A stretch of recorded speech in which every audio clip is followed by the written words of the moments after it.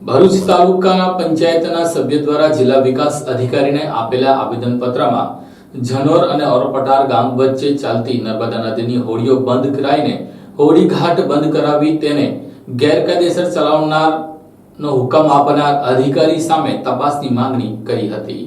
ભરૂચ તાલુકાના જનોર ખાતે ગેરકાયદેસર ચલાવવામાં આવતા ઓરપટાર અને બામણિયા હોડીઘાટ બંધ કરવાની માંગણી કરવામાં આવી છે। નર્મદાના તટે આવેલ જનોર પાસે ગેરકાયદેસર રીતે લોકોના જીવના જોખમે ચલાવવામાં આવતા ઓરપટાર અને બામણિયા હોડીઘાટ બંધ કરાવી કાયદેસરની તપાસ કરવાની માંગ સાથે તાલુકા પંચાયતના સભ્યની આગેવાનીમાં જિલ્લા વિકાસ અધિકારીને આવેદનપત્ર પાઠવવામાં આવ્યું હતું। તાલુકા પંચાયતના સદસ્ય નીતાબેન માછીની આગેવાનીમાં અન્ય ગ્રામજનોએ જિલ્લા ગ્રામ વિકાસ અધિકારીને જિલ્લા વિકાસ અધિકારીને પાઠવેલા આવેદનપત્રમાં જણાવ્યું હતું કે જનોર મુકાબે જિલ્લા પંચાયત હસ્તકનો ઓરપટાર બામણિયા હોડીઘાટ સન 2023-24ના વર્ષ માટે પરવાનગી ચલાવવા માટે રાહુલભાઈ માછીએ રાખેલ આ હોડીઘાટ છેલ્લા 12 માસથી જૂના ઇજારદાર દ્વારા જિલ્લા પંચાયતમાં પરવાનાના રૂપિયા ભર્યા સિવાય ગેરકાયદેસર ચલાવવામાં આવતો હોવાનો આક્ષેપ કરવામાં આવ્યો હતો। વધુમાં આ પ્રકારનું કૃત્ય ચલાવવા પાછળ કયા અધિકારીઓએ ભ્રષ્ટાચાર કર્યો છે અને કોનો હાથ છે તે એક ગંભીર તપાસનો વિષય હોવાનું તેમણે જણાવ્યું હતું। આ ઇજારદાર દ્વારા જિલ્લા પંચાયત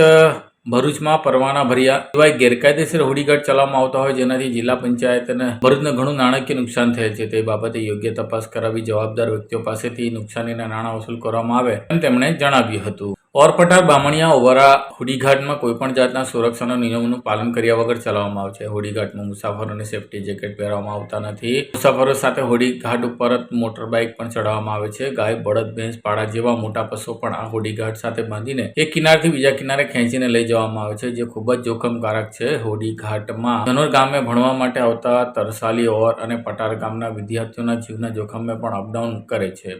હરણી વડોદરા મુકામે હોડી ઘટના હાલમાં જ હરણી ખાતે વડોદરા મુકામે હોડી દુર્ઘટના બની હતી। તેવી કોઈ ઘટના બનશે તો તેના માટે કોની જવાબદારી રહેશે? તેથી સેફટીના નિયમોનું પાલન કર્યા સિવાય ચલાવવામાં આવતા હોડીઘાટને બંધ કરાવવાની જવાબદાર વ્યક્તિઓ સામે શિક્ષાત્મક પગલાં ભરવાની માંગણી કરવામાં આવી હતી। માછી ગામ જનોર, હું હાલ તાલુકા પંચાયત સદસ્ય છું। આજ રોજ અમે ડીડીઓ સાહેબને જિલ્લા પંચાયતમાં જનોરમાં જે ગેરકાયદેસર હોડીઘાટની પ્રવૃત્તિ ચાલી રહી છે તેના માટે આવેદન આપવા માટે આવ્યા છીએ। જનોર ગામમાં જે હોડી સંચાલક છે તે ગેરકાયદેસર રીતે હોડીઘાટનો વ્યવસાય કરે છે અને જે બોટમાં માણસો લઈ જાય છે તે જ બોટમાં સ્કૂલના વિદ્યાર્થીઓ હોય છે, મૂંગા પશુઓ હોય છે અને મોટરસાયકલ પણ લઈ જાય છે। તો પ્રશાસન આને માટે શું કરે છે? અને બીજું કે જે વડોદરામાં હરણી બોટ દુર્ઘટનામાં જે બાળકોનો જીવ ગયો છે એવી કોઈક દુર્ઘટનાની પ્રશાસન રાહ જોઈ રહી છે અને આના પછી અમે કલેક્ટર સાહેબને પણ આવેદન આપવા માટે જવાના છે। તો મારું સાહેબશ્રીને એટલી જ અરજ છે કે આની કાયદેસરની કાર્યવાહી થાય અને હોડી સંચાલક ઉપર કાયદેસરની ફરિયાદ દાખલ થાય।